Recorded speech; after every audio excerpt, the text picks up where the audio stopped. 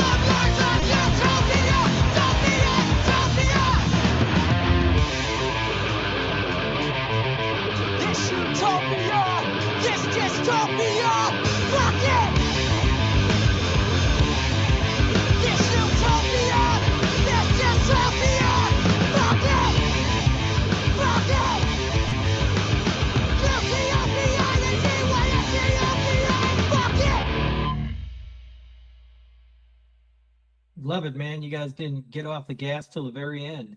Yeah. we had to take a breather at the end. Yeah. I do have two questions. Yeah.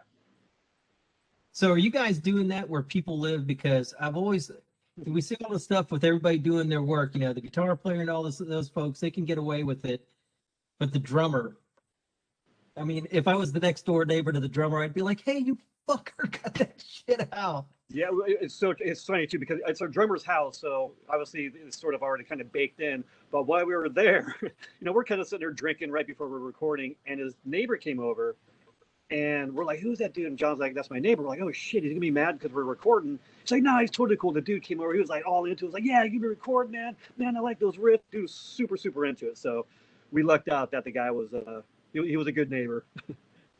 Yeah, I've been watching all those videos of everybody in their apartments, and I'm like, Yeah. man, somebody's got to be hating it. Man, I remember being a kid, man, in Union City, and my brother's band would rehearse in the backyard, and our neighbor would come over so pissed, man, turn it down, just going nuts and everything. So it's not always smooth. Yeah, it really reminded me of like Fever 333 with a little more edge to it. You know what's funny is we, and that song we're getting a lot of Rage Against the Machine, which I hear it, I kind of get it, but it's so crazy because we all like Rage Against the Machine, obviously, but I don't think any of us would ever like list Rage as like an influence. But it's funny, we're kind of getting a lot of that because the way Chris sort of, the way his cadence is, so. Mm-hmm.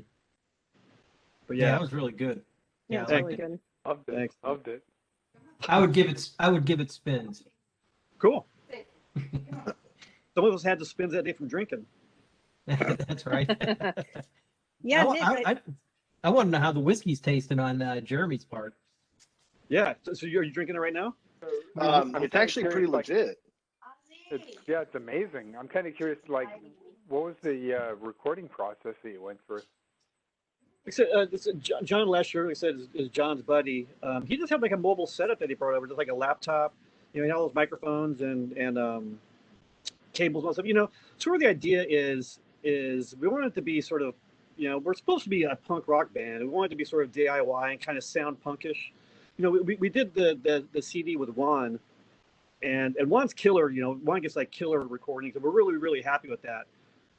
But we kind of wanted to sort of go back and kind of get that sort of a garage band feel to it. So, you can do a garage band feel to record in a garage. So that's why we had John, set up there. And, we're pretty happy with the way it came out, considering how we recorded it. So, Yeah, the sound, the energy, it's all there. yeah. That's the thing. I always try to capture, I always say it too. It's like, you could totally be a stickler for stuff and kind of overthink stuff. And man, that's out of time, it's out of tune. And, this needs to be more of that. But sometimes you got to force yourself to kind of be punk rock and just let stuff go. And that's kind of us sort of having forced ourselves to let stuff go, And even with that, when we were doing mixes, we kind of went through a bunch of mixes and, sort of like the band, like, oh, I like more bass in this one. And we kind of went through a little bit of like a week-long process, a couple weeks process of trying to figure out even the mixes. So it still crept up on us a little bit. So you did the mastering yourself then too? Or? Eric Hill mastered it. Eric's kind of like he does a lot of stuff, man. He's a really good guitar player. I think he does Glenn stuff too. I think he does even chemo stuff, Earthcrawler stuff. So he's doing a lot of Bay Area stuff. He's definitely like an upcoming guy, recording wise. He's a really, really, really smart, talented recording guy. So Yeah, it's got a good balance to it. I loved it. yeah. I've known Eric for a while. In fact, my old band, when me and Mike and John were in a band called Primate a while back. And our singer Damon at the time was friends with Eric because they were kind of nerding out on some technical stuff. We went to Fremont to go down and record with Eric. We did sort of an early mix with him.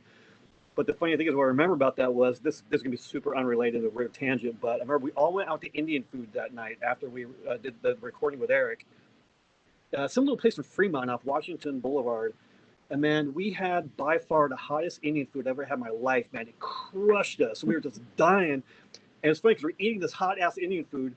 And we're all sweating and dying. In the middle of eating this Indian food, the table we're on broke in half. And we're like, holy shit, that food was so hot. It fucking broke the table, man. That's how hot it was, man. So, weird segue there from Eric Hill to broken tables with Indian food, but had to get it out. very cool, Nick. And I think the last, your show was the last show before the shutdown.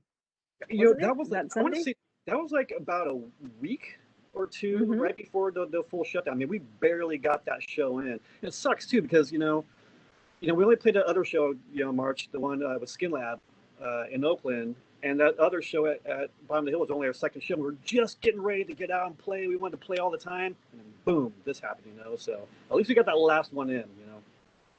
And we had great the last sandwiches. one. and the chicken sandwiches were awesome. Yeah. But it was amazing how because I remembered seeing you guys at that Skin Lab show, and that was fun and stuff. It's like, oh, but then when you guys played Bottom of the Hill, and that was, I think Skin Lab, was that in November? And Yeah, then so yeah, Bottom I of the think Hill the Skin Lab in was March? November. So it was 3 months, before Right. 4 months maybe.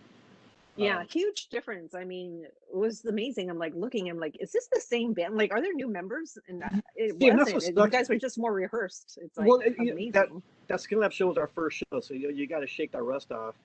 And I Right. hadn't played a show in I hadn't played a show in a long, long time. And you just got to shake it out. And that sucks because even that second show, by the fourth or fifth show, you're going to start kind of getting your sea legs, back. That's what sucks. We were just starting to kind of feel it, and then boom. So yeah. So did you do this video as well, or? We just brought iPhones and GoPros. The whole idea was we wanted to record sort of just sort of a making of type of thing. And I even busted out, I did it on my iPhone. I even busted out an old iPhone 4. It's like, man, I can use video on this thing. So we had just whatever we could record on. And when we got everything together, we had all the video together, and we're like, this isn't really that interesting. It's just kind of us standing around recording. And and the guys are trying to edit stuff, and they're like, man, we just can't make it. It's not very good. It's just standing around and whatever. Right. So we kind of took it, and Chris, that's why he kind of threw the effects and everything in there to kind of sort of snazz it up a little bit, just because it was just a video of us kind of standing there recording. It wasn't much, so. Okay. Yeah. Oh, speaking of standing around, did you see the Hoff standing around in his new video? David Hasselhoff? No, I saw something about that. I saw like a screen capture of it. I haven't watched it though. It was different. Is it a? No, I'll play it if you have a few minutes. I know. I think you're on duty, but I was gonna play it for the guys. I think Chris shared it. It was funny. Chris, we have a group chat, and I was like, "Oh, it's Chris's birthday. I'm gonna send this to him," and I couldn't get it sent. And then all of a sudden, I see that Chris sent it to me. It was like, I was just sending this to you. We have to share. We have to share our treasures. Yeah, let me share it really quick. I wanted to kick off the new music from old favorites, but it's not like he's an old favorite, but you'll enjoy this, I think. Okay. So.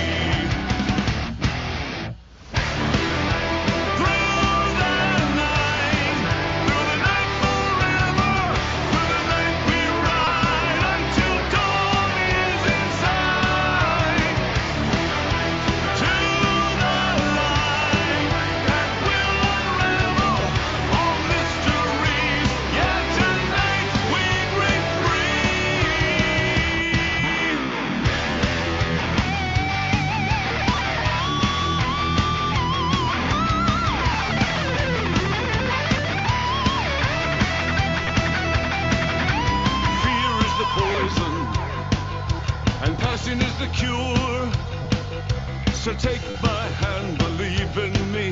There's no pain we can endure. The world we created is worth fighting for.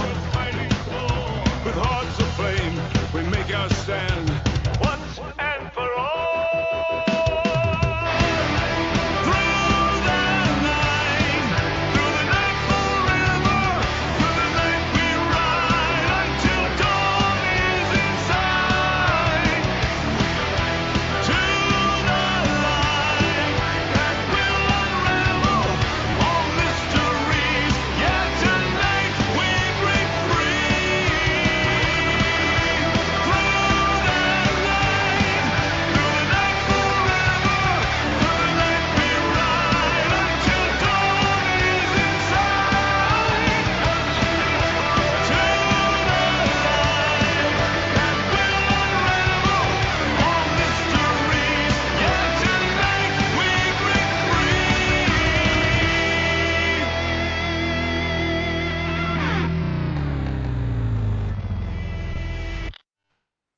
So I feel sorry for the musicians because they probably felt compelled that, oh, David Hasselhoff is asking us to perform with him. How can we turn this down?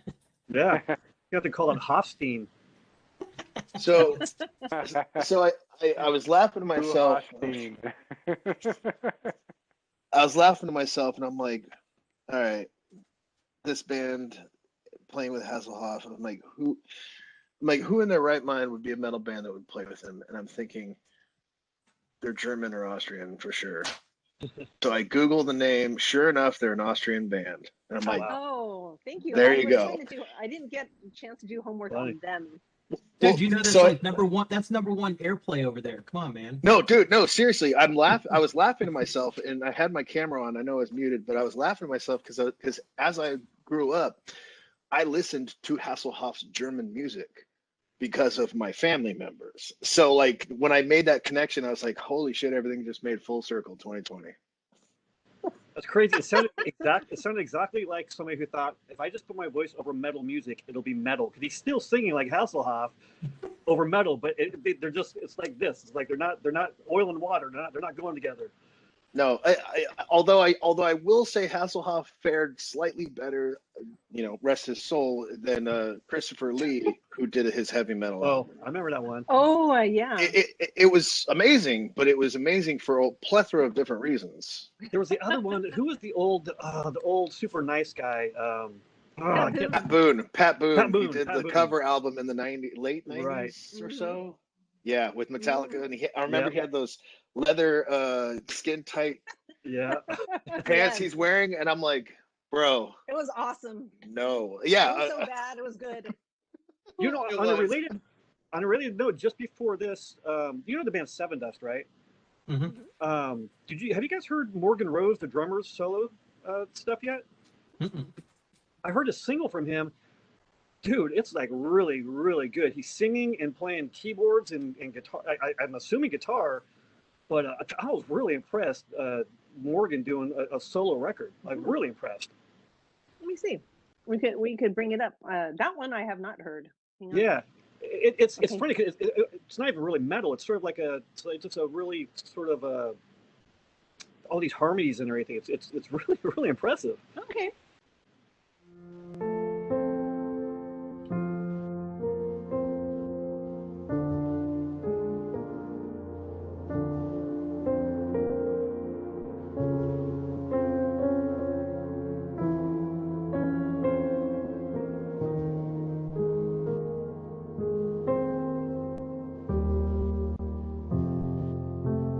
Holy angel, forgive what I've become. They killed the man who was here.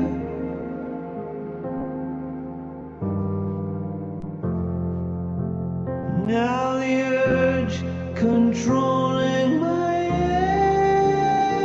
every thought is telling me disappear.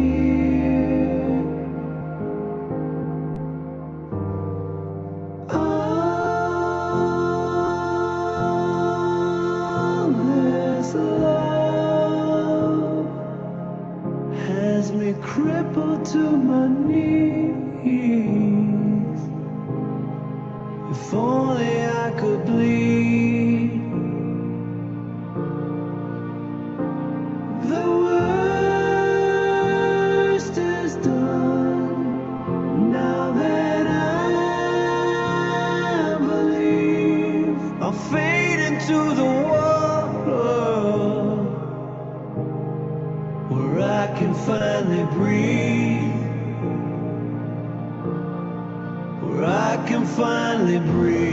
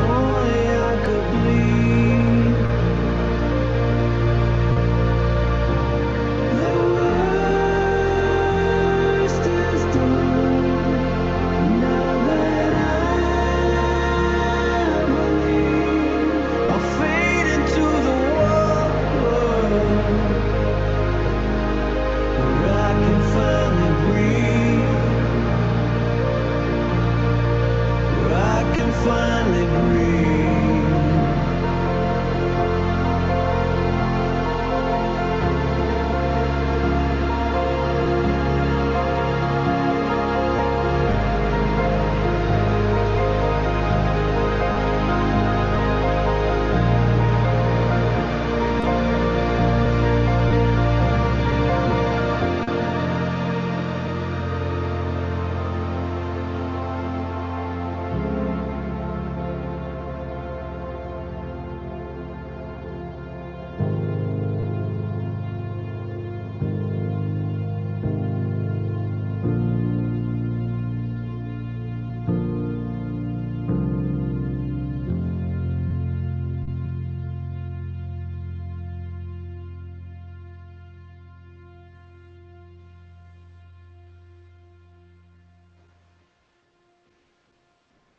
That was a chilling ending. Wow. Right. Wow. Kind of crazy, right? Yeah.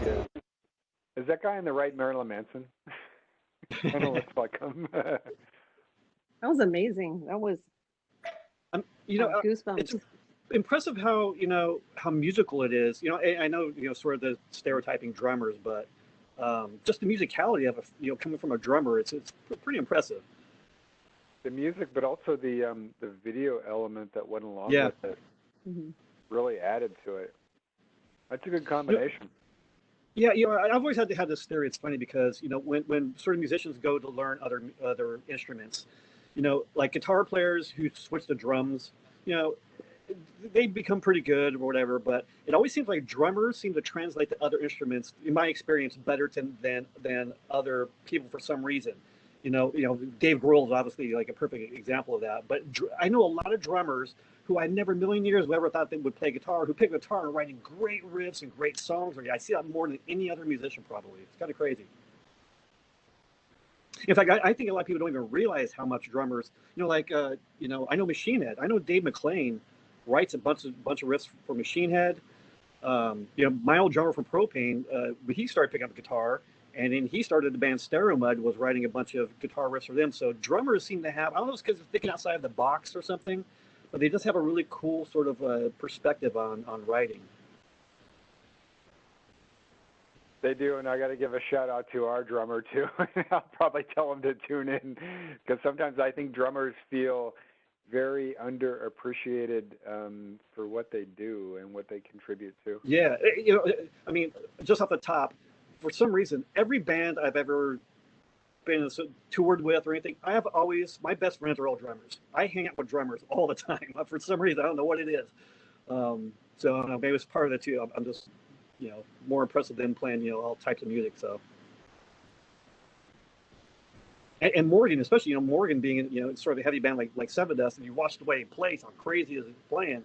To hear him sing something like that is pretty nutty. Yeah, that was super cool. I mentioned in the chat, but I noticed most of you guys are on the phone anyway. But I was making a comparison, just how much of a departure that was. Yeah. Like Richard Kruspe from Rammstein, he has a side project, Emigrate, but it still sounds like Rammstein. It's not what the hell. Like the difference between that wonderful piece and Sevendust. I mean, they're both great, but yeah, very, very different. On the spectrum. Mm-hmm. So. That was fantastic. Yeah, and it's funny when I guess part of it is when somebody excels at something, the whole 10,000 hour things, who he's obviously an excellent drummer. You don't expect him to be very, they put all their time into that you're sort of surprised when you see him be really good at something else. I have a video. Someday I got to maybe post something together. In 1999 or 2000, my old band Systematic did the Tattoo the Earth. Like it was a big tattoo sort of tour that went through sort of the Midwest, whatever. And it was like it was Sevendust, it was Amen, it was Slipknot, Slayer. It was all this these big bands, but it was all the best drummers. So one day when we played in New York, I videoed every drummer that was on there, and it was like from Shannon Larkin to Morgan to Paul Bostaff to Joey Jorgensen. It was I have this video of all these incredible drummers, but I got these videos of these drummers that, I mean, just Morgan is killing it. Shannon Larkin, who I don't know if a lot of people know. Well, I know people Shannon because he's in Godsmack now, but Shannon, just seeing Shannon play live is just insane. It's Sweetwater 420 strain. So, are these CBD beers? Nope. No, they're the real deal, huh? This is the other one, man. This is wicked. Anything wicked weed makes. Lieutenant great. Dank. Dank, Lieutenant Lieutenant Dank, yeah. Dank. Lieutenant Dank. I love it. God. There's a story related to Lieutenant Dan. I don't know if it's What? Good At some po- segue. It's like, it's a story. It's pretty involved, but it's probably What? one of the craziest things that my least proudest moments of my life. That's sort of in a way related to Lieutenant Dan. Yeah. go on. So- go on. Amal, go on. Yeah. So on the systematic, the Shannon Larkin thing, we did the Godsmack tour in 2001. It was Godsmack, Stained, Systematic, and Cold. And on that tour, I used to do this joke where I would put my knee into my pants, and sort of my foot would be by my butt, and then tie it off at the knee, so it would look like I was missing my leg down from the knee down. And sort of a joke that we would do. Well, one night on that tour, we Adam, my guitar player, was like, "Let's do the whole Lieutenant Dan thing." I'm like, all right. So I did it. So I tied it off, and we found a wheelchair. I got a wheelchair from the medic thing, whatever. So Adam's wheeling me around like I'm missing a leg, right? And people are kind of like looking at me like they're kind of laughing, like, "Oh shit, Nick's missing a leg, whatever." So at this point, Godsmack was playing. So Adam rolls me up, and he goes, "Let's go up on stage. Let's go up on stage." I'm like, "Dude, no, let's not do this. Let's go up on stage." So he folds up the wheelchair, carries it up, and I go hopping up there on one leg up to the stage. So I get up there, and Tommy, the drummer at the time before Shannon was playing, he sees me and he throws a drumstick at me. So I grab this drumstick, and we, put me in the wheelchair, and I'm going around like this, like I'm this sort of like a Make-A-Wish kid in this wheelchair, like I'm on stage. Because at this point, Sully would bring people at the end of the show, and they'd dance for that whatever, I can't remember what hit song at the time. So there's probably about 30 people up on stage dancing, and I'm in this wheelchair going around with this stick. So Sully sees me up there on stage. He goes, "Wait a minute." He goes, "I know you." He goes, "I know you have a leg." So Adam wheels me to the front stage. So again, this is probably about 18,000 people, right? This is the entire arena. So Adam wheels me to the front of the stage, and Sully goes, in front of everybody, he goes, "I know this guy has a leg. Watch this." So he pulls me out of the wheelchair. I guess he thought my leg was in the wheelchair. So I go flying up the front of the stage into the sub speakers in front, but I'm still missing a leg. So people are like freaking out because they really know what the fuck's going on. They see Sully throwing this guy out. So I go hopping back to the wheelchair. So Sully at this point has to save face. He goes, "I know this guy has a leg. I know this guy has a leg." So he whips my pants down. Boom. Well, everything comes off. So I'm there in front of 18,000 people. And because I'm a moron, my pants were like tied up in a knot. So I'm trying to put my pant leg back in, but I got to untie the knot. So I'm sitting like trying to do shit for 18,000 people. So, we go rolling off. Believe me, after that, it was like the whole career was like, that was the funniest thing we've ever seen. So all that shit that night. So the next day we go in, it's like, I got to call my parents, like, "Man, guess what I was making for 18,000 people?"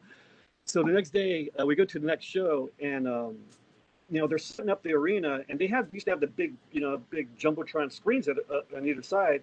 So I'm in there at catering eating, and somebody comes in, and they're like, "Nick, you better go out to the arena and see what's going on." I'm like, "What?" They're like, "Just go out there, you'll see what's going on." I go out there. Well, the video crew had taken a snapshot of me in my most vulnerable state, and I'd put it up on the screens all day, up in the Jumbotron while they're setting up the stage all day. So. Well, was it on the big screen or the small screen? It was on the biggest screen. He said it was the Jumbotron. Exactly. Good for you. But the thing is actually it was in Worcester, Massachusetts. So I know they were recording that for a whole video. So I was always dreading. It was like, "Oh my God, so I hope that's not out there somewhere." It's man. gonna pop up one day. Yeah, I know. Anyways, yeah. Oh, So that's my I see. Lieutenant Dan story. I see what you did there, March. Thank you. I got that. I'm all chipper now because I'm in on my laptop and Awesome. success. Welcome back. Thank you. Thank you. So is that your most embarrassing moment? I mean, Uh, I mean, I know there's always a plethora of things that you don't want to talk about, things that happen. Then there is the thing that's funny. That is funny as shit. Yeah, I mean, there's stories from every, that's what I always said. The whole thing about being in a band and touring is just sort of the stories, that you come back with, because it's literally, it's crazy. I mean, people say it's sort of overblown. A lot of it's not, man. It really is crazy. So yeah, I've seen a little bit of everything. And Chris, I remember what's popping in my head is a propane story. Was actually in Germany. We were out with Life of Agony. And every once in a while when I would play, I would like sort of stage dive with my guitar and stuff. So I remember at one point I dove to the crowd, and I could get back and play up on stage. So I'm looking around to get back on stage. I look over and there's a head, which is over here about like chest high. So I put my hand on the head and I boost myself up and I get up on stage. I start playing again. And when I look down, I realized why that head was down there, because it was a lady in a wheelchair. I sort of like launched off her head to get back on stage. I'm like, oh shit. So How? yeah. Help a brother out, man. Yeah, I know. Oh, I felt man. bad. What would have made it if she was just like, all right, Yeah. Yeah. No, everybody's there like, happy to Nick. help. They're like, Nick Oh, doesn't give a man. shit, man. He is Yeah, I the know, I man." know. Oh, that's hilarious, man. Yeah, Very there's punk rock, there's a very story punk for rock everything. there. It's like, oh, okay. That's awesome. Oh my gosh. Ah. The Van Halen, the Van Halen reminds me of something. Did you guys see you guys saw that tribute, right, from his son? Oh, the Wolfgang thing, yeah. Yeah. See, another super, super talented. I mean, but he's Eddie Van Halen's kid, so you can imagine how talented he is. So It could have gone either way, though. I was thinking, wow, he did get it, because there's such high expectations, right? For it's like, oh, he better be Yeah. talented, and it's like, thankfully he is, and he seems like such a sweet man. It's, and I'll it be just breaks my honest, heart.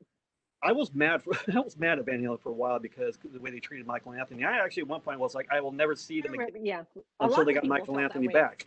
Lots of people felt that. Yeah, way. but then when I saw the interview Wolfgang actually did on Howard Stern. Yes. Oh. And man, he just seemed like such a good kid, just like a super Totally. grounded good kid. I know. So I was like, I know. He just seems so, yeah, like just a good guy, and I just wanted to give him a hug because like he was saying that people in the high school would be like, oh, there's Van Halen's bass player, and he said not in a good way. Yeah. And I just was so heartbroken, and not feeling sorry for him, but it's like he was. But when you hear him talk, did any of you guys? I listened to that whole Howard Stern interview. He was just like a normal guy, just very kind of shy and very. I was like, let me give you a hug. But he was super.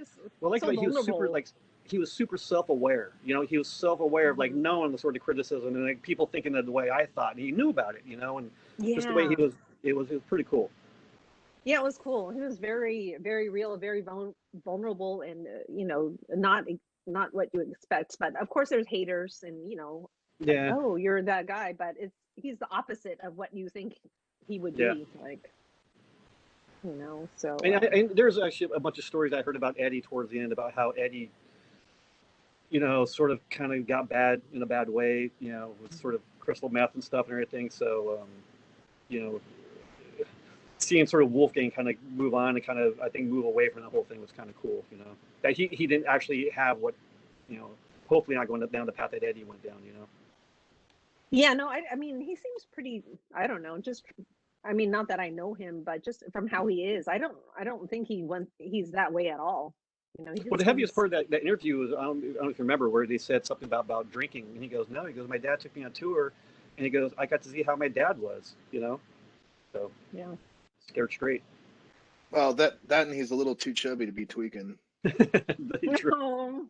I mean, truth hurts. I know. I, I know. we know we laugh and know from experience, but yeah. Oh, But no, I know. I know. I he felt bad.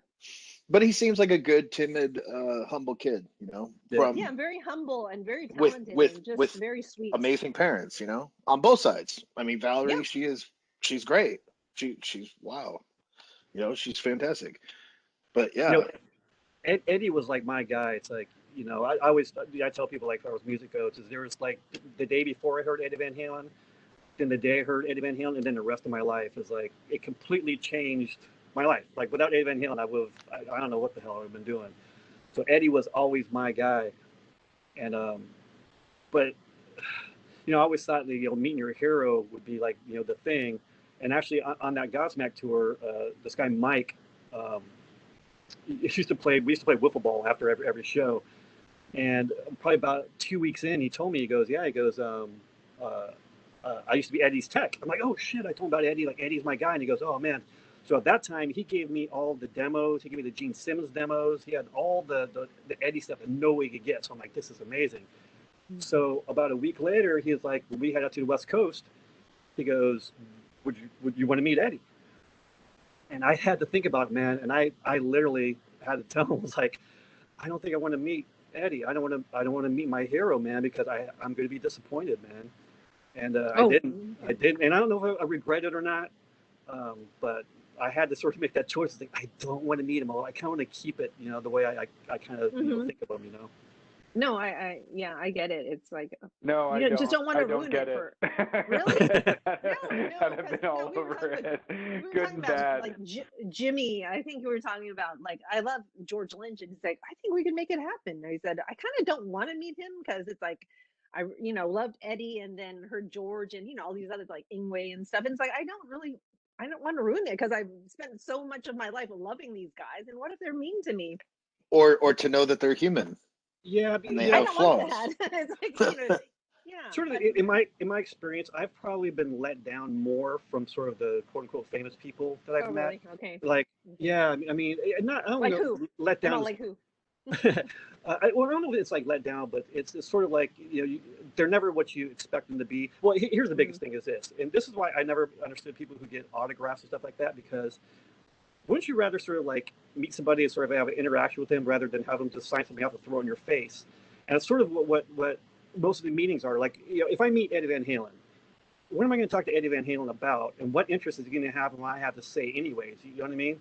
So there's really no connection like that. So it always seemed weird to me. Was I got to be your instant friend? I got to be your instant friend. It was really always weird and awkward to me. So, So, you know what, Yeah. Nick, I can totally add to that, man. I spent an hour talking to Sasha Konietzko of KMFDM. Wow. Didn't ask for an autograph. I wasn't Oh, like there you I wasn't trying to star fuck him or anything like that. It was just, we both had kids we have daughters that are about the same age, so we were talking about life as a father. And at the end of it, he was like, "All right, man." He's like, "I gotta go." I'm like, "Tschüss." I was like, "Tschüss, Baz." I was like, "See you later." No autograph, none of that bullshit. Because, and every time I've seen him since, he's like, "Hi, Jeremy, what's going on, man?" Yep. You That's tend to cool. remember. Yeah, it's Kind sort of of like the wish, real people thing. It's when you have a conversation because you're expected to talk to somebody, it's always just sort of weird. It's like, I want to just hang out with somebody and have like a normal interaction, Do you want? Yeah, exactly. Do you want the sycophants, or do you want to just have a real Exactly. meaningful conversation? And like I said earlier, my favorite sort of rock stars I've met are almost always drummers. They're almost always drummers. Like my favorite people in music that I've met, I probably count on one hand of guys who I would like to go and have a beer with, and they're probably all drummers. I think we can all see that. Drummers are cool. Drummers They're are just usually cool. underappreciated. Yeah, exactly. Yeah, drummers are usually cool. Yeah, they're usually mellow and cool. So yeah. Yeah. I'm trying to Joking, go. but you don't want to date or marry one because then they're like the biggest load in and load out. So it's like, Oh yeah, I know. like waiting, like, oh god. So no, can't do that. I always feel bad, like watching our drummers, carry stuff in, and got to break everything down, and Oh. Yeah. that's always the band fight. The singer walks in with his microphone or whatever. It's not helping anybody. I know all those memes are hilarious because it's true usually. Yeah, pretty much. I guess Oh, very they all cool. have their quirks. Bass players are different than guitar players and drummers, and what makes them up. Oh my gosh. What? HU. Have you seen that? It's Sad But True cover. By that Have by you that seen Mongolian Yes, folk yes, metal yes. band. Oh, They're an amazing band. I think I I saw haven't heard the this cover one. though. Oh, do you want to hear it really quick? Because I have this whole agenda, Sure. but I got derailed for the past hour. Yeah, after that, play the Diamond Which Head one? cover of Metallica, man, because that was boss. Oh yeah. Let's do that. Need some more ice. All right.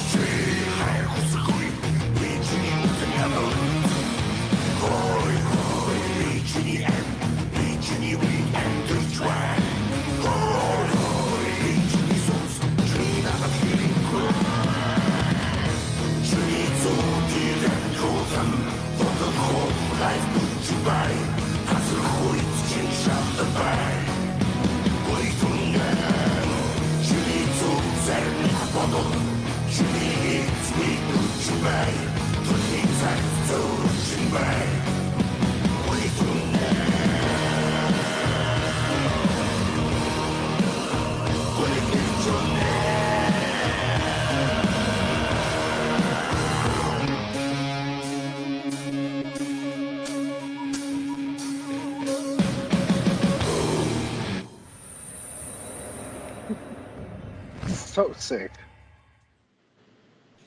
I don't know whether it's Gothic or if it's Mongolian or what it is. Yeah, I was slightly confused and intrigued at the same time. Every time I hear of Mongolia, I think of a guy at work who's got interesting life stories. His brother married a Mongolian girl, and they had to drive. They flew into China. They had to drive like 14 hours north to get to Mongolia, and then they had to go another 8 hours of four-wheeling to get out to where they got married. And they're literally in these nomad tents, and they have like this big to do. And this is a classic example of clash of the cultures. So they show up at this place, and one of the things that they drink there is called kumis, which is fermented horse milk. And so they pour it all out, and Wow. he like drinks them. And what do we do here in Western culture? If somebody gives you something like that to eat, you're like, all right, down the hatch, I'm done. Well, they kept pouring him more. They poured him at 3 times before he realized he could say no more. He said it was the worst thing. So, but yeah, every time I hear of Mongolia, that's funny. what comes to my mind. Reminds me of that it reminds me of that drinking game in Raiders of the Lost Ark, right? When they're doing those. That's shots. right. Yeah, exactly. The story. Yeah, right. I will say though, a lot of like Asian and Middle Eastern cultures have that, right? If you drink it, they're like, oh, well, you want another one. Yeah, exactly. Like over here, we wouldn't get that, but that's hilarious. Yeah. No, that was the right thing to do, because the worst thing you could do in especially Asian culture is to refuse something, right? It's very insulting. At least the first time. Yeah. Exactly. You gotta take the first one. Then the second one, you're like, okay, I'm sorry, I've had enough at that point. Yeah. Exactly. But you gotta at least, because it's very insulting. Yeah, take it like a man or a woman the first time, whatever your gender is, whatever you prefer. Exactly. Suck it up. Literally sometimes. So wait, what were you supposed to watch after this? Sorry, I'm like, I had this. Oh, the Diamond Head. Yeah, the. Yes, thank you. Or sorry. So I don't think we're going to get into the whole agenda, but let's just talk about some of the stuff that was on the list. The new AC/DC. What do you think? I'm digging I it. think it's great. Yeah, I don't think they've ever lost their form, so you always have to appreciate there are bands that they've kept with the same formula. I don't think that they could do anything different.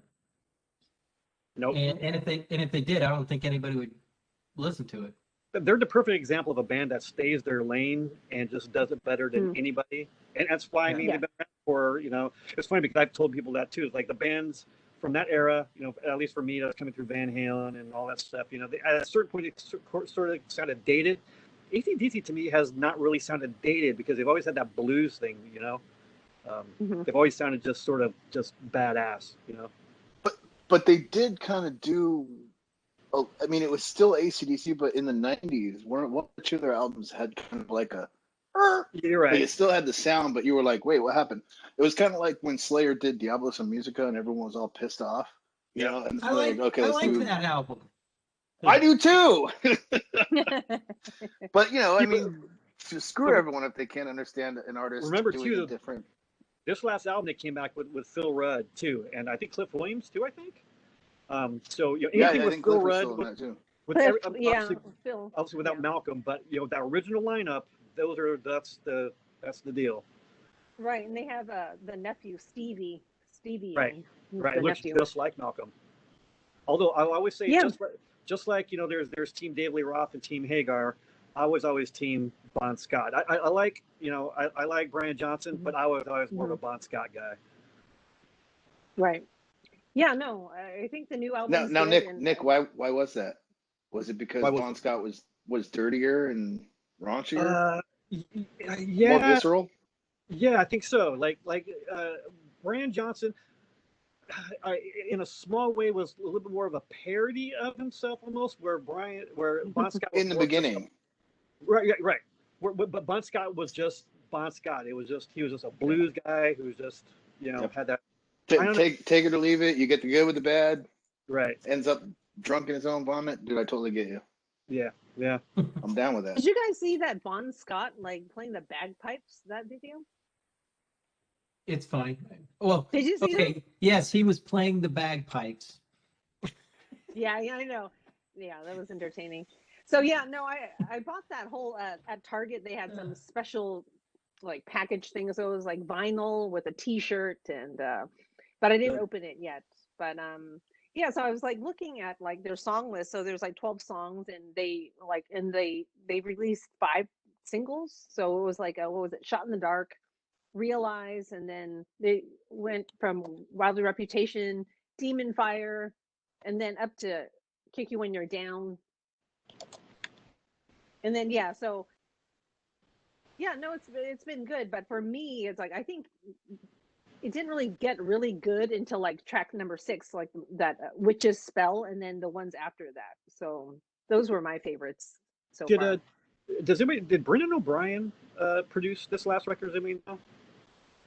I don't know. I didn't write that down in my notes. Yeah, I know Mutt Lange was the guy all along, but Right. I thought I Yeah, heard I don't- where Brendan O'Brien had done this last one, which if he did would totally make sense, because Brendan O'Brien seems to do the best of every band's album. He seems to capture that whole thing. Yeah. Wonder. That's a good question. Yeah.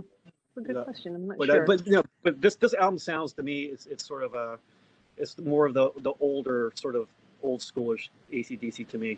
It's sort of they Right. kind of got it back. Yeah, definitely. Not that they lost it, but it was just more. It had a little bit more of an authenticity to it. And I heard that Malcolm actually had written a bunch of it, so it does have Malcolm's fingerprints all over it still. So Yeah. No, it was really good. It was pretty solid, and I think like I said, I enjoyed I think all of it pretty much. But yeah, when listening to from from top to bottom, I think it was okay, it's very easy. And then Witch's Spell, starting at that point, tracks 6, 7, 8, that was really yeah, this is awesome. So it's interesting to see what they're releasing, because now they're releasing that chunk. So 3, 4, 5, going backwards up, going 8, 7, 6. So yeah, no, it's really enjoyable, and I'm glad to see them back. So yeah, we'll see. now Angus is a guy who would have liked to meet just to see how small he is, because he looks like he's super tiny. I'd like to see a I think cage so. match with him, like Angus Young and Ronnie James Dio. I want to see a cage match, between those two, just the the Oh measure. yeah, well yeah, since he's dead, maybe Udo or something. Yeah. Is Angus, Udo small? Udo? He's small too. He is. He's a midget. Oh yeah. Really? He's tiny. Yeah. Yeah. It's he could fit in my palm of my hand. So when Bruce Dickinson was doing his solo thing, they came through and I interviewed them, and I'm only 5'8", 5'7", and those dudes came up to about here on me. Really? They were really short. And I Oh was yeah, like, Bruce and all those guys are pretty Yeah. small, right? That's so funny to me. That's cool. yeah, I've super never cool met those guys. dudes, super nice people, man. So what you were talking about, I have definitely met some folks in bands that were just human waste. It was just like, oh my God, you guys are Yeah. awful people. Yeah. But those guys were legit pretty cool. The dudes from Dokken cool. were super nice too, man. They were, Oh, were Yeah, they? you know, I've heard bad stuff about Don Dokken. I He heard was a nice George guy. is cool. Really? Okay. yeah, they actually conducted an interview of themselves for about an hour. I had my questions that I asked, and then they just went off and kind of were doing their own thing. It was a good time. Nice well, guys. Cool. George Lynch was another hero of mine. So yeah. Yeah. Yeah, that was my top hero. It's Jimmy was like, oh, maybe we could get George. I'm like, I kind of don't want to meet him or Jakey Lee, because I love them and I don't want them to ruin it for me. That was the era, man. All the shredders. Right, Warren the shredders. DeMartini, George Lynch, Jakey Oh Lee, yeah, all the Steve Vai and yeah. Steve Vai. Yep. Yeah, it So- was cool. So I got a picture of me with DeMartini, and he was one of those people I was shooting the shit with him for a half hour. You know, and I grew up with Rat when I was in high school, man. And somebody was like, "Hey, man, what were you talking to Rick about?" And I'm like, "Who's Rick?" And they were like, "That's Rick DeMartini from Rat." And I was like, I don't know, man. I don't even remember meeting him that night. And then somebody's like, "Oh yeah, you were there. Here's your picture." And I was like, Oh my I, god. I've heard he's a good guy, but you know, he Yeah. was. I'm not gonna say he was underrated, but man, he was sort of on the radar, sort of below those other guys. And I always thought he was maybe the best of those guys. You know, even Lynch. DeMartini. DeMartini was. Oh, DeMartini was freaking awesome. He was so good. Yeah. Like But he was. didn't get the. Yeah, it wasn't necessarily a household name, you know, like I'm not saying George Lynch was either, but he didn't have the notoriety of George Lynch. But man, DeMartini was right there. Oh yeah, he was awesome. He was. Yeah. There was so many. I mean, it was like pick. I mean, you could just like throw a dart, and there was like so many. I mean, I loved it all. Yeah, well, You know, the hair it was, bands, sort of, you know, they all had to have their shredders, so they did usher in a lot of good guitar players, you know. Yes, they did. Yes, they did. You know who I want to get on this show sometime is the Steve McKnight from what was it from Cry Wolf, and he's Yeah, now in I remember. yeah, remember he the- was awesome. I remember him. You know, I saw him first in when Mike Varney used to do the Spotlight column in Guitar Player magazine. And I remember Steve McKnight because you know I was living in the Bay Area. And Steve McKnight, I think, was from San Ramon. Yeah, And I remember he was in that column. I was like, oh shit, you know, there's a guy in the column from from San Ramon.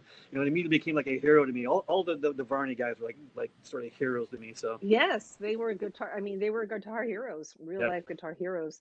So yeah, so he's doing an AC/DC cover band, but a gay AC/DC cover band. Oh, that that's came right. out. Oh, that you're right. I So- saw Oh yeah. that. Yeah, so it's called Gay DC. I'm Yep. like, I must have Steve McKnight on the show sometime. So Hmm.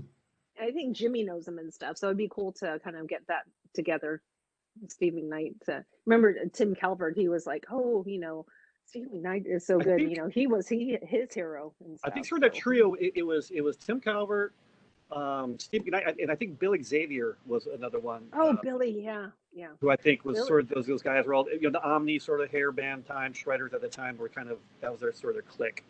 Right. Did you know Bill Xavier owns so he bought out the BC Rich brand, so he owns that now. So he's Yeah, like well, the I CEO. knew he was a salesman, I think, for BC Rich for a while or something Mhm. for a long time. Yeah, Yeah, I no, heard- so he well. bought it. So he bought it, and I Yeah. saw him at the Phil Demmel thing, you know, the Merkins thing last. And so I chatted with him because I worked with him at Spitzer's Music in Hayward. And he's like, "Oh my God, I haven't seen you in so long." And I said, "Oh my gosh, I can't believe you own BC Rich. I always wanted like a Warlock." He's like, "Hit me up, you know, maybe Wait, we'll make it happen." You worked at Spitzer?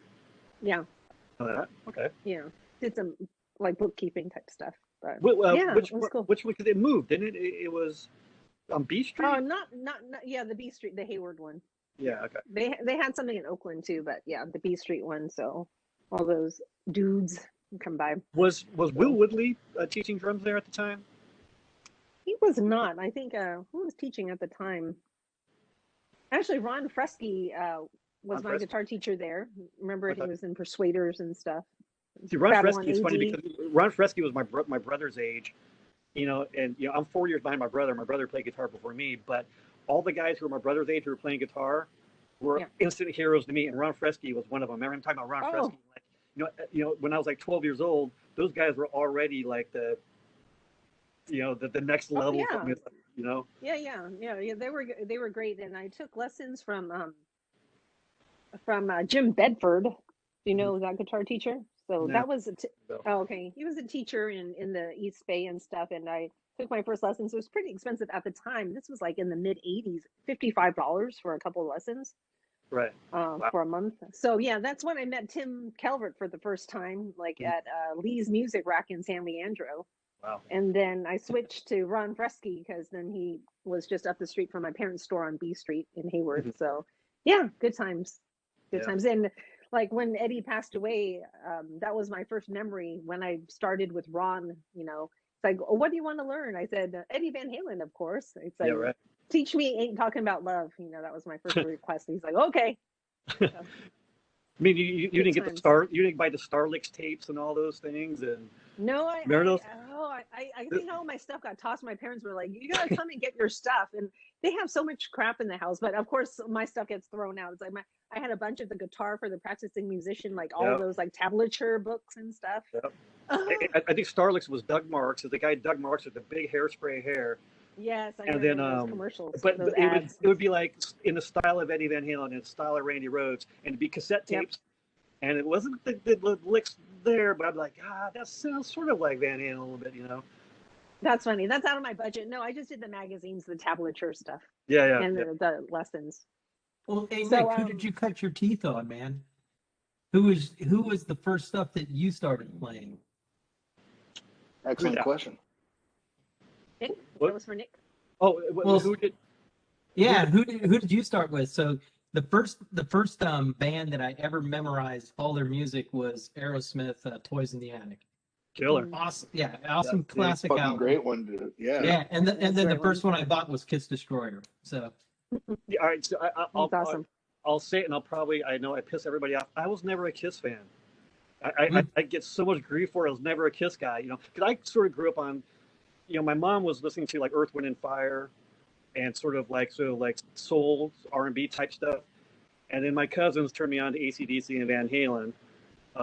But the first song I learned was Iron Man, Black Sabbath. You know, Black Sabbath was sort of Yes, of course. like the gateway into it. But it was Black Sabbath was probably the one that got me into rock. But then it was Eddie. Eddie was the guy for I wanted to be Eddie for so long. And then, of course, who's the next one to come along was Yngwie. Yngwie was the next guy who came Yes. along. And then Yngwie sort of changed everything for me. And then from Yngwie, I started to kind of get into sort of more like jazz stuff, like Holdsworth and Pat Metheny and Scott Henderson. And sort of like, I started to kind of go that route and sort of like more Frank Gambale, sort of like fusion-y type stuff. But it's always been sort of shredders. Always been the shredders, man. yeah, you could go party with my brother, man, because so my influence from bands came, well, certainly, I grew up in the mid 70s. So I was, in my mid to late 70s, I was in my teens days. So, but my brother went hardcore Black Sabbath, and everybody where we lived in Pennsylvania was doing Zeppelin and stuff like that. He was, Black Sabbath back then was kind of like, not extreme, but it was like off the beaten path. So, yeah, exactly. So he was always playing the super heavy stuff, and that's how he ended up meeting Paul Gilbert, because Killer. there was that a group of guys that got together, the dudes that played Rush and the Zeppelin and all that stuff, and Paul Gilbert came in. He was only like 14 maybe. And he just, I remember my brother telling me, he was like, this kid came in and he had fingers like spider legs, and he just totally freaking shredded everything. So at 14, he was already a prodigy. Paul Gilbert, to me, and I say this to man, Paul Gilbert that dude's a treasure, man. You know, that dude is so happy about playing guitar and sharing it, and he's one of those guys where you can tell he's just joyful playing guitar, and on top he's the shredder of all time. But I love Paul. See, Paul Gilbert was another game changer too. Seeing Racer X at the Omni, because I was already into the Yngwie shredding stuff. But when I heard Paul doing stuff, I didn't understand the string skipping and stuff, and I had to go see it live, and it would be like, oh, that's how he's actually tapping those arpeggios. And I'd go home and practice all night, and and March, you're sort of the segue. Every one of those shows was Dave Romero. I saw Dave at every one of those shredder shows. And, yes, and he was. that's sort of like how I kind of. Oh yes, it's his birthday, so yes, I'm like at the end of my beer. So cheers to Dave Romero. Yeah, to Dave. But yes. Yeah, I met Paul one time at the Omni, and he was as cool as ever. He was like a kid, he was a kid. I mean, he was just super like enthusiastic, just excited to talk about guitar and stuff, and those are the ones. Those are the cool ones. Oh, you know who was cool? That Nick, did you go? I don't remember if I saw you there. Did you go see UFO and Armored Saint last year? And Vinnie Moore was playing for UFO. No. Oh my God. Yeah, I know. Amazing. He's amazing, and his tone was so good. It was just like, oh my God.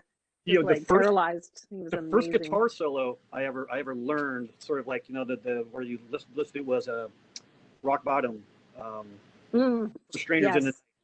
That's still today is one of UFO. I love all-time UFO. favorite guitar solos. The live version, you know, of Rock Bottom. That's still one of my all-time favorite guitar solos. Yeah. Yeah, those riffs, I mean, it's just like you just can't beat those. It's like, and it was so satisfying as a beginner too, right? You're like, oh, it sounds like that, you know, Yeah. to be able to play those riffs. So yeah, that was just last year. I think October, Armored Saints opened for them at Great American Music Hall. You may have been working. I can't remember. Yeah. I probably pinged you. Yeah, I can't remember. But didn't In fact, even I do remember that. I can't remember why I couldn't go for some reason. Yeah, but amazing, incredible. But yeah, I guess with Ingve, it's like I totally have this in art class. I drew him. I still have it. I found it, but it was just like we were so lucky. We grew up in that kind of era, you know, and it was just like everyone was better than, like, a little bit different. And I mean, it was just like then you felt like such a loser. It's like I could never get to be like that, you know, because they were just incredible. If I Like was the home, right now, I would have the best thing that you guys would all crack up about. So, you know, 87. I graduated from high school in 87, and I was a wrestler. I wrestled for like 10 years. I was super. So to me, it was like wrestling and guitar. That's all I did was that. So What was your weight class? Well, my junior year I was 105s. I think I was 100s and 105s my senior year. I had to suck down. My natural weight was 121, but I would suck down to 105s, eventually 107s. So yeah. 112, 119, and 126 is where I was at. Yeah. Good God, you Here's the guys are wrestler so there, tiny. talking about weight. But Dude, I was heavyweight. I had 4 dudes in my whole district to wrestle, man. I was like 280 or something. Man, I'll go into a whole nother thing wrestling, what I feel about wrestling, man, because I got so much respect for wrestlers, dude. Wrestling's another life-changing type thing. All right, I just wanted to give props to the fellow wrestler, so sorry, please continue. I love it. Go on. Seeing we're talking about wrestlings, man, watch the Hot Wings thing with the Undertaker on there. It's freaking epic. Yeah. What is it? Hot Ones. Yeah, Hot Ones from Eater or whatever it is. You know the comedy group March. They have celebrities eat hot wings. Yeah, I YouTube. seen that. Yeah, No. Hilarious. Okay. Yeah, and so they do the Undertaker. Yeah, you got to watch it. It's hilarious. Okay. Yeah, Someone put it in the chat if you get a chance. Yeah, he seems like a dude that you could just hang out with all day long, man. Super chill. Yeah. Yeah. I was gonna say, if I was home, my Letterman's jacket. You know, everybody gets their Letterman's jacket, and they gotta have. You know, patch. So embarrassing. Was Ingve? Is from the Rising Force. I can't remember which one it was. Where he's kind of like sort of like this with the guitar. It was Ingve in a wrestling singlet, playing his guitar. And then on the top of bottom, it said "The Rising Force." It was so cheesy, but I have it at home. I'd show you guys if I was at home. God, we need to see that. I got so teased for it. People like, "Oh, Ingve," and I'd be like, "Fuck you!" Oh you know? my God, we need to see that. Yeah, remind me, and I'll take a. You know, I should put it up on Facebook or something like that. I'm just So imagining this. Oh, I love it. It's so bad. It's so good. embarrassing. But at the time, you thought it was pretty badass, though. Oh, at the time, I thought that was totally badass. Yeah, who knows? You know, it's funny as someone who's younger by a bit. You know, like the '90s, like '80s. I looked at '80s fashion. I was like, God, that shit was just lame. And I'm like, oh, '90s is cool. But now I look back, you know, 20 plus years later, I'm like, God, the '90s has some pretty shitty fashion too. Like, what the hell were we thinking? How many people are regretting their barbed wire tattoo? You know. Thank God I never got into. Yeah. I never fell. Yeah. I might be the only metal musician with zero. I don't have any tattoos. I might be the only metal musician without any.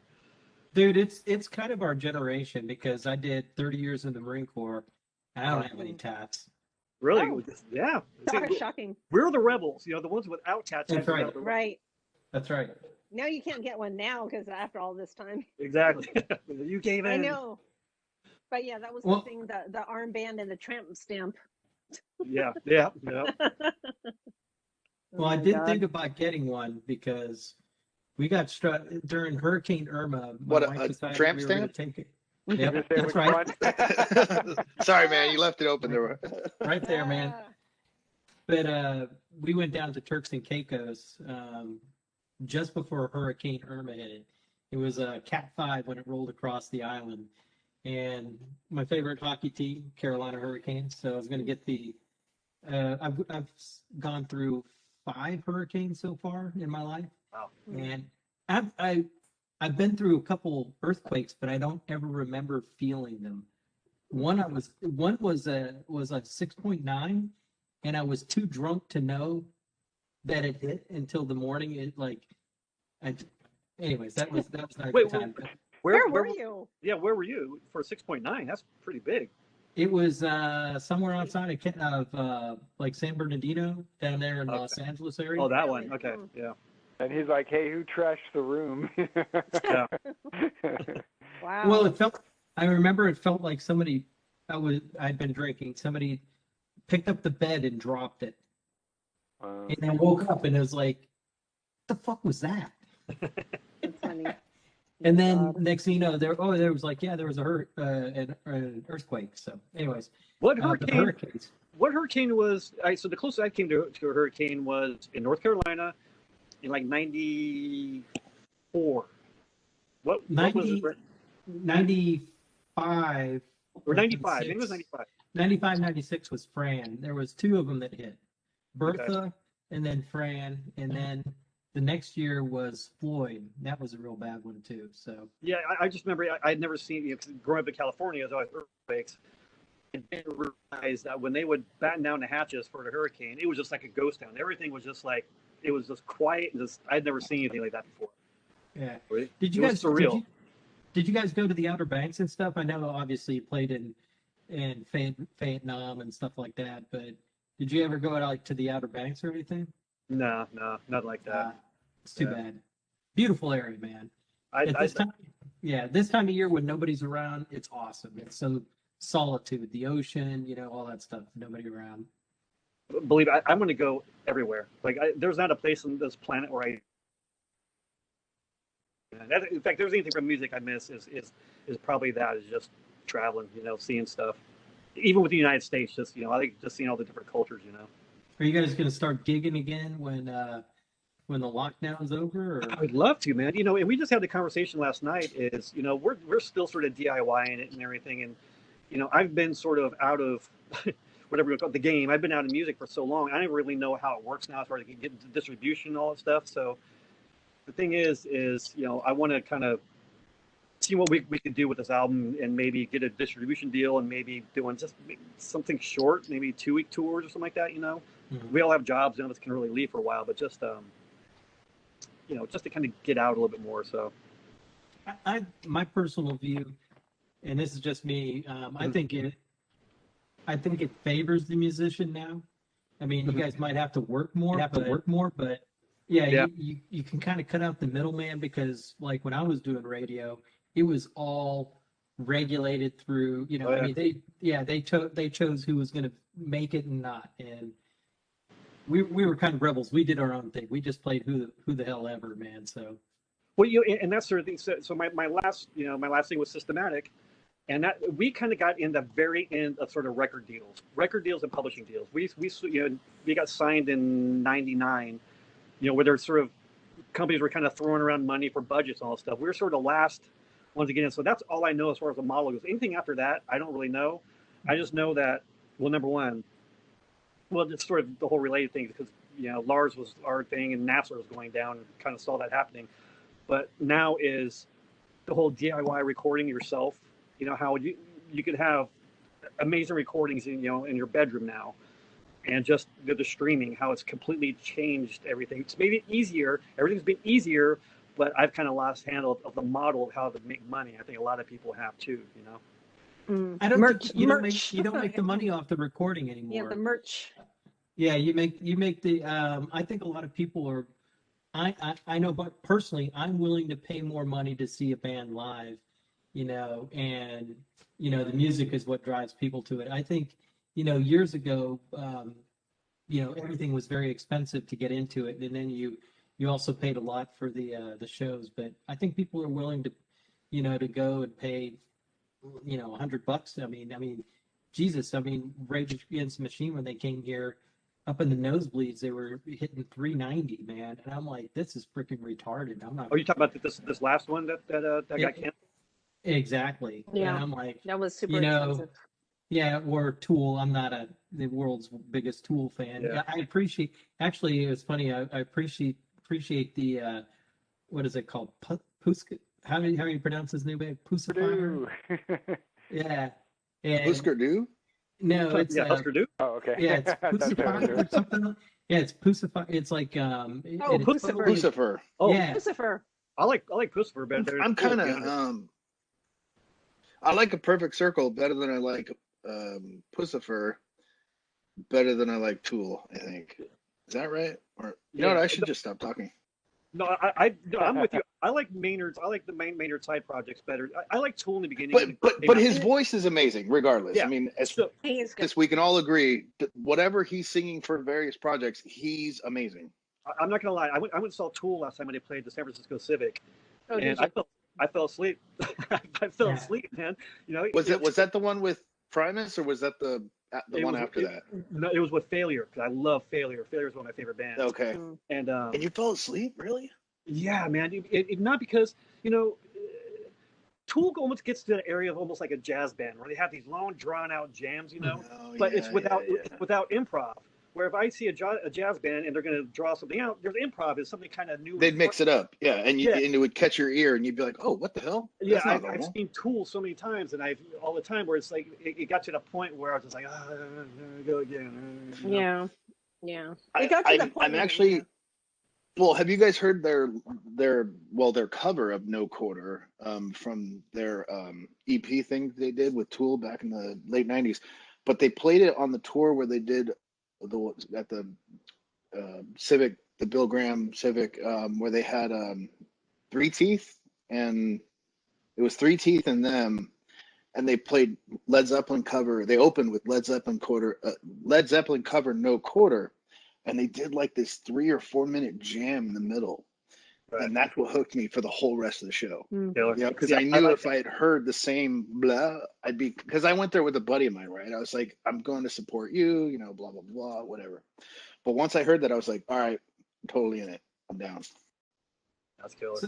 So I appreciated the experimental stuff of Maynard. Mhm. Certainly, early Tool and all that. Yeah, it's different, something, but I thought, in my personal view, they become a little bit cliche.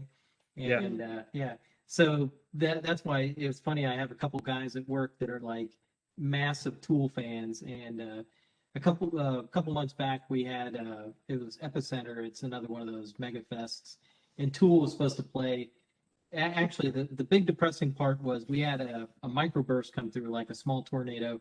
They shut everything down. We had some serious party going on, fighting the storm, but all the bands canceled, man. It was just as Judas Priest was supposed to come on, which I'm a man. massive Judas Priest fan. Yeah. Yeah, They were very awesome the last disappointed. couple times. Yeah, everybody got pissed that Tool didn't show, and I'm like, I get it. I would have seen Tool, Yeah. but Yeah. And Machine Gun Kelly played. I really enjoyed Machine Gun Kelly.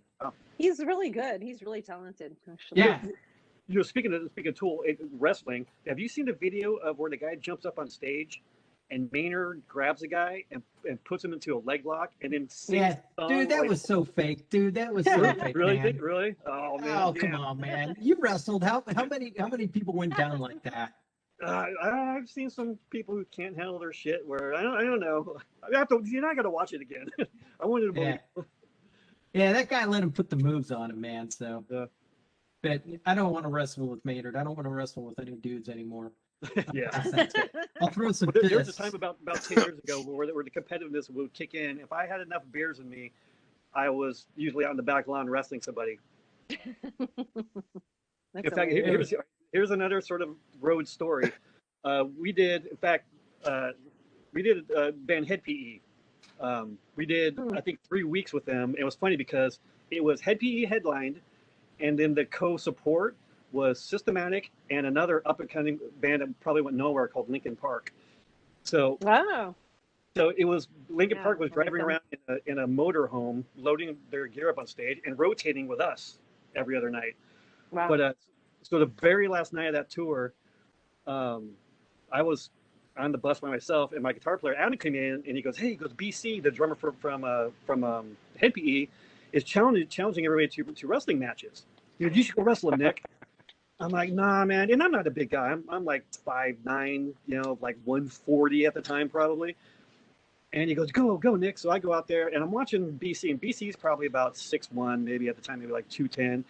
And he's sort of scrapping with these guys. I'm just kind of like, okay, let's watch him. And somebody goes, "Nick, $20, you could take BC down." So I kind of played it off like I didn't know anything because I don't look like a wrestler. So they throw the $20 down, and BC comes up to me, and we go to score off. And he told me later on. So we wrestled, and I took him down, and I pinned him, and it was sort of scrap around on the grass. And it was one of those ones, you guys know, like, when you're wrestling for real, you're falling on your face, you're falling on your wrist. If you're not on the mat, if you're on dirt or something like that, you get scraped up and kind of hurt pretty bad. So I went back to our bus, and I'm like out of breath. I'm like, fuck, why'd I do that? And there was a knock on the door, and BC comes in, and he goes, "You know how to wrestle, didn't you?" I go, "Yeah, man." He goes, "Man, you totally like sharked me, man." So we kind of laughed about it. So the next tour we did was with Cold, and we were talking one night about something. Cold was talking about I don't know, Valium or something like that, and they're like, "Yeah, man, the guys from HeadPE used to get Valium for us." And yeah, in fact, we did this tour, and BC came to us and said that he had broken his ribs, and we asked him how he did, and he said because he was wrestling some guy from some band like before this tour. I was like, dude, that was me, man. Oh my god. Oh my god. So what do you go? Do you go for the wrist or the ankle, man? My thing was, because I sucked down, I was a lot taller and lankier, so I was sort of a legs guy. So my thing was, I had a pretty sweet ankle pick. Because I'd either ankle pick to this side if I could get you to swing this way. If I couldn't, I'd single leg you that way. And once I get me down to the ground, it was all legs. So just because I was long and lanky, so. Yeah, I had I could never reach the ankle. Yeah, he was a big guy, man. Yeah, I was the wrist lock guy, man. If I got a hold of your wrist, that was it. Did you wrestle freestyle or? We did freestyle. Yeah. Okay. Yeah. Yeah. Well, it depends on how you're doing it. I mean, everybody does some form of Roman Greco, Yeah, Greco-Roman. But we did a lot of freestyle. Yeah, a lot of freestyle. Yeah. Yeah, I wrestled freestyle from like 4th grade to probably my first year in high school, and then I was so burnt out because it was just wrestling all the time, and from there it was just I did high school for the last 3 years, but I was probably geared more towards freestyle because I was more of a takedown guy, I preferred takedowns than in kind of mat work. So, boy, metal. That's what you get. But a bunch of dudes rolling around on a mat there, Mark. Man. I know. It's like. Man, I wrestled a little midget one time, like a little person, and I'm Were not you kidding. drunk? No. This was actually in a tournament. It was actually in a tournament, and I'm telling you, man, it was one of the hardest. Oh, you mean like for real? Like you're For not, real. it's not a joke. You No, were it was- like, It was was a this real while match. you were a student then? When I think I was in high school. I think it must have been my freshman. Okay, so okay, sorry. What I mean to say is like Yeah. it wasn't like behind a stage while you No. guys were This was in school, and because at Okay. the time I was wrestling 100 pounds or 98s. That was the lowest weight class, so you wrestle everything on the way down. But this dude came in, he was buff, and I tell people it was like trying to flip a manhole cover because I couldn't get any leverage on it, and he would just kind of like go like this, and I couldn't. He was hard to get over, man. So Oh my god. yeah, someone who is That's tried to roll hilarious. a manhole cover, yeah, laughing my ass off. right. Oh my god. Dude, it's gonna come out, man. You're gonna have to write a memoir. Oh god, Hilarious. Oh no, god. man, there's so many things. At least a blog, dude. Yeah. So- We did not Or follow you March's- could do OnlyFans. Isn't that what all the celebrities are doing now? Like old I- subscriptions, and then people are signing up and paying Yeah. to hear them Dude, talk about their that's life freaking- and shit. that's for freaking porno, man. Come on. No, that's everyone, what I no, heard about dude, porn. dude, WWF wrestlers used it, and all these celebrities use it, and like they'll just like people they'll sign in for an hour, and people will pay, and they'll be like, hey, what's up, Morgan Freeman? I should probably read the entire alphabet before I die, or something like that. It's like you get to shoot the shit with people and they pay you. It's like, fuck, man, might as well, right? Give it a shot. Well, I mean, how much longer is COVID gonna last? well, David Hasselhoff had a choice of doing that or doing German metal. So Oh my God. Yeah, You and know what? it- I'm gonna it- I'm gonna find my grandma's records, my Oma's records that have Hasselhoff, and show it to you guys, all in that German script and shit. You know, that'd be like, oh awesome. my god. since Jeremy just touched on it, even though this I think is a kind of a shitty year for anybody that's in music, it's actually a freaking one of the most awesome years. I've seen so many Mhm. just people getting together and jamming out and doing stuff Yeah. and putting out and the fact that you like what you mentioned, that you can do stuff across the network, not be in person, and do some really killer mixes and stuff. I mean, I've seen some stuff that is just awesome. It's gonna be classic forever. Well, we're actually DeathwishKid. I guess it's sort of something even related we're talking about. So we're doing a cover right now, actually. That's no secret. We're doing a Queens of the Stone Age cover. Okay. It's all tracked right now. I take that back. We just need to put bass and vocals, but hopefully in the next couple of weeks, we're gonna do not one of those quarantine videos. We're gonna do a Queens of the Stone Age cover song with the video and all that stuff. So Wonderful. that's what we have coming I up. love next. them. That's Yeah, awesome. great. Get Hey, a better did you video, guys- right? It's gonna be a video, but it's gonna be just one of the videos that's playing. No, it's like you were lamenting the video earlier, so Hey, Yeah. Oh, actually, Yeah, Did well, you guys- I know. Well, we have some goofy ideas. Like one thing I was saying was, because everybody does the quarantine video where they split screen and here's the upper layer and there's whatever. right. I thought, wouldn't it be ridiculous if like we do this song, and it starts and in my window is just my guitar sitting there and maybe a beer, and it plays through the whole song, and the last 10 seconds of the song, I come in, pick up and play like the last second, and then put the beer like I come in at the very end. Just yeah, stupid shit like that, just to be different. Yeah, just be So, goofy. Yeah, that's like very '90s REM. yeah, yeah. So what, Hey, what did made what made you choose Queen of the Stone Age? So we're doing that song, "You Ain't Worth a Dollar." Mhm. It's the very first song off of "Songs for the Deaf," and we're a hardcore band, so we kind of stay within sort of the realm. And I like that song anyways, but it was maybe the best one I thought could kind of cross over. I've always been a person, like, if you're going to do sort of a cover in a band, sort of do something with it, maybe something that you don't expect and make it something different, or pick. I used to say this, like my rule for covers used to be with this in a band was like we do it like a Quicksand song, right? And I'd be like, okay, if you play like a Quicksand song, a lot of people aren't going to know who Quicksand is, and they're going to think it's one of your songs, and it's a great song. Win. Mhm. Or the cool people in the crowd who are going to know it's a Quicksand song and think you guys are fucking cool because you're playing a Quicksand song. So win. So to me, it's sort of a win-win, was to kind of find these songs where, sort of niche songs for people who know, or songs that make you look sort of good, so. Yeah, of course. So do I look like a poser if my first knowledge of No Time to Cry was from Cradle of Filth rather than I can't even think of who did the original. No Time to Cry or Dies. Google, my friend. I know, right? I'm like, fuck. Hey, did you guys see that? While you're googling on that, did you guys see that? The Alice in Chains. Oh, that award was thing? awesome. Oh my There God. Sisters of Mercy, and I'm done. It was Sisters of Oh. Mercy. Oh, love okay, it. wow, Oh, wow. okay.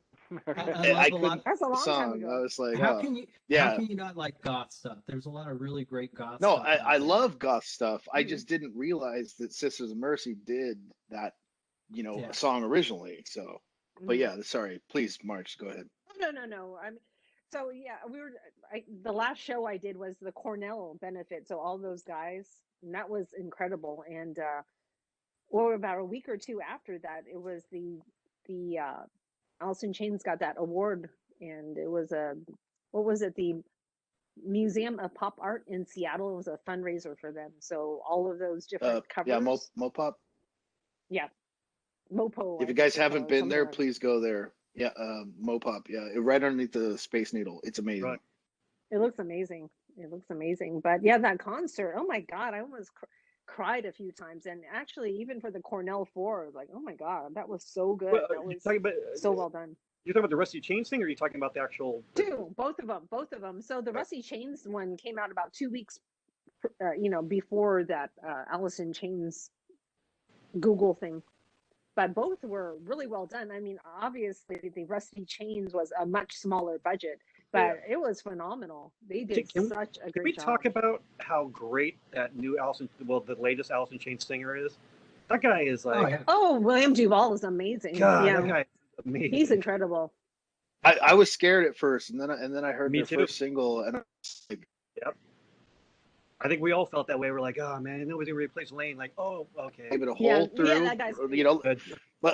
Same when Max left Sepultura, right? Yeah. Derek came in. I'm like, all right. Derek's I was like, amazing, I'll listen to it. But then listening to the album, I was like, holy shit, this guy totally takes homage to the original and makes it his own, and Yes, I'm totally sold. absolutely. Well, I said, Yeah. I said that Tattoo the Earth tour I was talking about that we did earlier. That was Derek's first tour with Sepultura. They were on that thing too. So seeing it. Oh wow. How nervous do you think he was? Oh God. Oh, especially for something like that, man. Jesus. Yeah. Well, Nick, have you seen the movie Rockstar? Oh yeah. Mhm. Okay, so when I see Alice in Chains, I think of that. I think of a couple. There are a couple bands that I think, we inserted a new singer, and but for the Alice in Chains, forgetting the singer, I'm more interested that the band didn't change, and they played homage to themselves. So they didn't readjust, because you take a look at Anthrax, which I actually think when Anthrax picked up the guy from Armored Saint, I thought that was actually the better Anthrax. That's my view.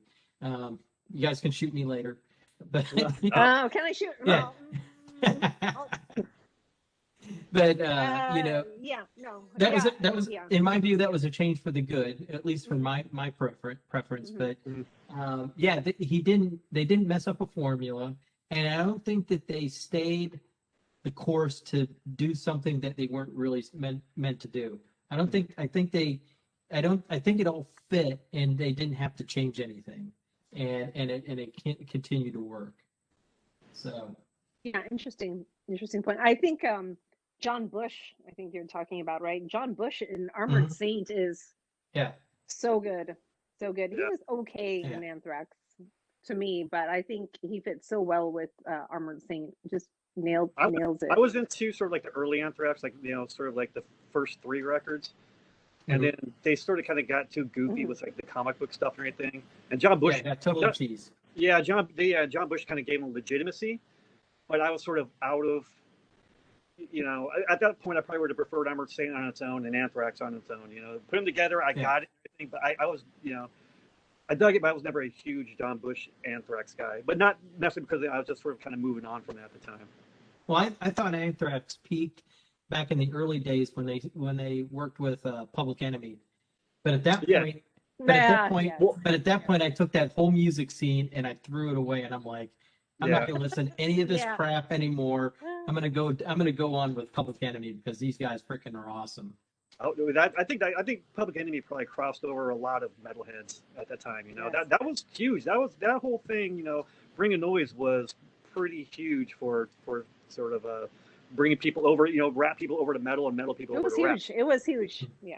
Yeah, I would say I might even argue. Well, I get that Walk This Way was definitely the real game changer. Yeah, sure. But that Anthrax one was up there too. Anthrax, Body Count and which spawned all the Limp Bizkits and all the great stuff. We got great. That was awesome. Well, another great album or a great record was the Judgment Night soundtrack. Yeah, that had like tons of really great cross. So I've already told Barch and them, they all in our chat. There are things that I, as a somebody who did radio, that are they're gems for us. Like when we get full cover albums, like where totally something out of the genre, where they're covering something, and I'm like, all right, now I can play those guys because they played this, so I can play this. And it expands your, it expands your, Yeah, it was interesting, right, Chris? Because back then it's like you couldn't like that kind of gave you the like okay almost to Mhm. kind of expand your because it's like it's unexpected and you'd probably get rejected. It's like what's he doing? Like what the hell is he doing? But it kind of that kind of gave you the like okay to do that other stuff, and it kind of opened Yeah. a lot of doors for a lot of people. Well, So Well, yeah, so no, I like, thought that was fun. I thought like that Well, was in the fun, industry, that well, in crossover. the industry was trying to execute bands at that time. So, did you guys ever tour with Stuck Mojo at all? we played not toured. We played a couple shows in at the Masquerade in Atlanta with them. Mhm. Just a couple shows, but Corey, who went on, Corey Lowry, the bass player, went on. I've known Corey Yep. forever from other bands, so yeah, we played a couple shows. And Bones was super cool. Yep. Uh, So yeah, those bands, bands were huge in our area, but the labels were trying to kill them. They were like, trying to kill them off. So yeah, and sort of the thing is when Rage came out, it was sort of rap, it sort of wasn't, but it was sort of heavy. But that sort of was another change for me as well. I agree. It's funny. It's funny that Rage actually bridged that genre for me because my cousin got me into KMFDM first, which was very political, and then knowing Rage and their political views tied me together to that, and then from there I went forward and back. Not necessarily Limp Bizkit, but some of the other later bands, of that The genre. Fred. Well, KMFDM to me was the bridge band for the industrial scene because they were the most metal Yeah. version of it. Yeah, you guys are getting me talking about Skinny Puppy because Skinny Puppy is another Dude. Ooh, Yeah. I love those. I saw Skinny Puppy a couple times, but unfortunately never saw them dude. when Homeboy was still alive before he OD'd. Ogre, but well, yeah, no, not Ogre. Kevin. What's his cat? Seven Key. No, the other dude. I'll dig it up and I'll interrupt. So please continue. My way into Skinny Puppy. So I was in my friend brought me Godflesh. I got into Godflesh, right? Because Godflesh was still heavy, metalish, whatever. And so we went to go see Godflesh at the Warfield in San Francisco, and they're opening up for Skinny Puppy. And I didn't really know anything about Skinny Puppy. So watch Godflesh. My buddy had to leave, so I'm like, I'll stick around and watch Skinny Puppy. Holy shit. This is 86 or 87. What they did on stage, man, Dwayne, sorry, that was his name. Right, Dwayne, Dwayne. So he's the one that passed away. So I never saw him, but dude, please, I gotta hear this, man. Dude, I had never seen a live show like that in my life, man. Like he came out, because I'm into horror movies and all that shit and gory movies. He came out, Ogre came out, and his intestines were attached to the front of the stage, and he's ripping his guts out, and doing all this shit like falling back to his intestines. And they had a huge tree on stage with bones and skulls hanging off. And then they had this is 86, 87, like I said, and the technology, he had a screen behind him and he had a helmet with these handles. And he put his head into this helmet and it'd be virtual reality with him flying through space and all the shit behind him. And he's doing this crazy shit. So it was just, I'd never seen anything like that. And it was all dark and like neon. And it was one of the darkest things I've ever seen in my fucking life, man. I went out and I bought every single Skinny Puppy CD ever. Yeah. Completely changed my life. And I still say sort of the big shows, like even like Nine Inch Nails does now. That was sort of like a precursor to, man. Like that show, show wise was like groundbreaking to me, man. Think about how different. Yeah, go on. I was going to say the stuff they were doing then, because I went to some of those shows like in the late 80s with Skinny Puppy, and just the things they were doing then were nobody had seen it at that point. Yeah. And even their music to me was like horror soundtracks, man, because it was just these soundscapes, where you get this it was noise that fit together. Mm-hmm. Right. Like the other German Einstürzende Neubauten, they kind of remind me, or Die Krups, early Die Krups, banging on shit, and making that into noise, or that noise into music. Sorry, that's what I meant to say. But that's exactly what it reminds me of. All that stuff, yeah. Well, I appreciate the late 80s, early 90s because we had a lot of existing genres at the time. I mean, there was the hardcore scene, which was, I mean, the punk scene back then could, be divided up to bands like Subhumans, Black Flag, just dramatically different within the punk scene. There was certainly things that were going on in the pop scene.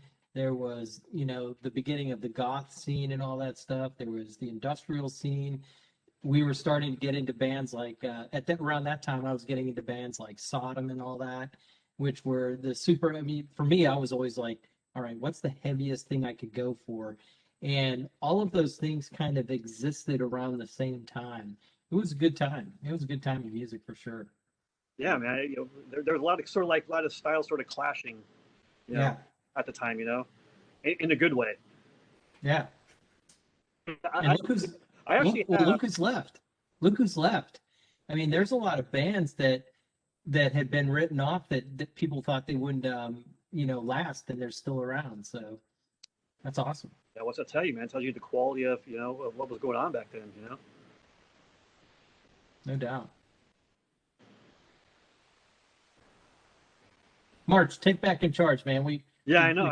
We took it away from you. We have not followed her agenda at all. We've maybe followed like I know, it feels like work.